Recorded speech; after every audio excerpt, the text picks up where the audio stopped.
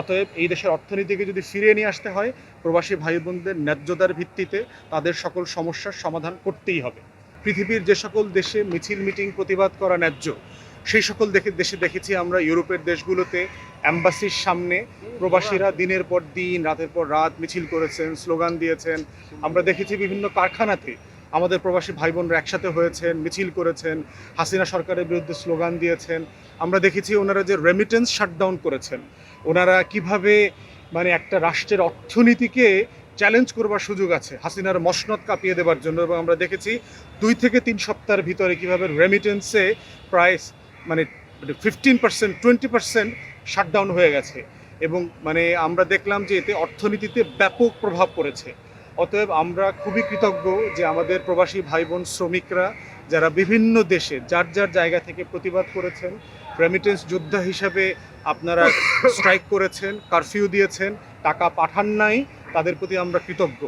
আমরা প্রতিবাদ করছি যে বাংলাদেশেই 56 জন অথবা 57 জন প্রবাসী ভাইকে দুবাইতে এবং আরব আমিরাতের বিভিন্ন জায়গায় প্রতিবাদ করবার কারণে গ্রেফতার করা হয়েছে এবং যাবজ্জীবন থেকে শুরু করে বিভিন্ন মেয়াদে তাদেরকে সাজা দেওয়া হয়েছে। আমরা এটার প্রতিবাদ এবং নিন্দা জানিয়েছি এবং এখনও জানাই। পররাষ্ট্র বিষয়ক যিনি উপদেষ্টা আছেন তৌহিদ হোসেন সাহেবকে ব্যক্তিগতভাবে আমি মেসেজ পাঠিয়েছি। আমি এটা তার সাথে আরও পার্সু করব, তার সাথে আমরা দেখা করার চেষ্টা করছি। এই বিষয়টা যেন উনি ইমিডিয়েটলি পার্সু করেন এবং ওই সকল প্রবাসী শ্রমিকদেরকে যে কোনো ফর্মে দেশে ফিরিয়ে আনার জন্য চেষ্টা করেন। এই জন্য আমরা কাজ করছি এবং করব। আমরা সরকারকে দাবি করছি সারা পৃথিবীতে যারা যেভাবে 10,000-এর উপরে বাংলাদেশি নাগরিক পৃথিবীর বিভিন্ন জেলে আছেন, আমরা তাদেরকে মুক্তির জন্য বারবার প্রতিবাদ করেছি, কথা বলেছি। অতএব পররাষ্ট্র উপদেষ্টাকে বিভিন্ন দেশে যারা যারা জেলে আছেন, যারা বৈধ অবৈধভাবে বিভিন্ন জায়গাতে গিয়ে আটকে পড়ে গেছেন, তাদেরকে দেশে ফিরিয়ে নিয়ে আসার ব্যবস্থা করেন। পাসপোর্ট সমস্যা আমাদের প্রবাসী ভাই বোনদের আরেকটা বড় সমস্যা। লোকাল প্রত্যেকটা অ্যাম্বাসি আওয়ামী দালাল মুক্ত করতে হবে। ওখানকার একটা প্রফেশনাল সার্ভিস সিস্টেম ডেভেলপ করতে হবে। বড় বড় রাষ্ট্র যেগুলো আছে সৌদি আরবের মতো, সেখানে লোকাল কনসুলার সার্ভিস ডেভেলপ করা দরকার।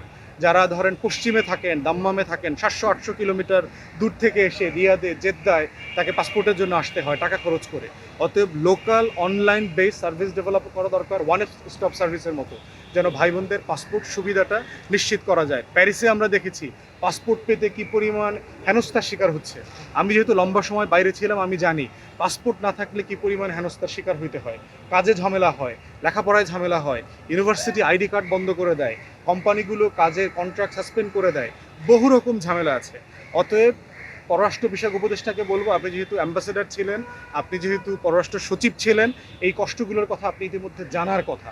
অতএব আপনি ইমিডিয়েটলি উদ্যোগ নেন কিভাবে আমাদের জেলে বন্দি থাকা ভাই বোনরা যারা আছেন তাদেরকে দেশে ফিরিয়ে নিয়ে আসা যায়, তাদের মামলা প্রত্যাহার করা যায়, তাদের উপরে যে হেনস্থা হচ্ছে, জুলুম হচ্ছে, এই জুলুমের শিকার থেকে তাদেরকে ইনসাফের ভিত্তিতে, ন্যায্যতার ভিত্তিতে ফিরিয়ে নিয়ে আসা যায়।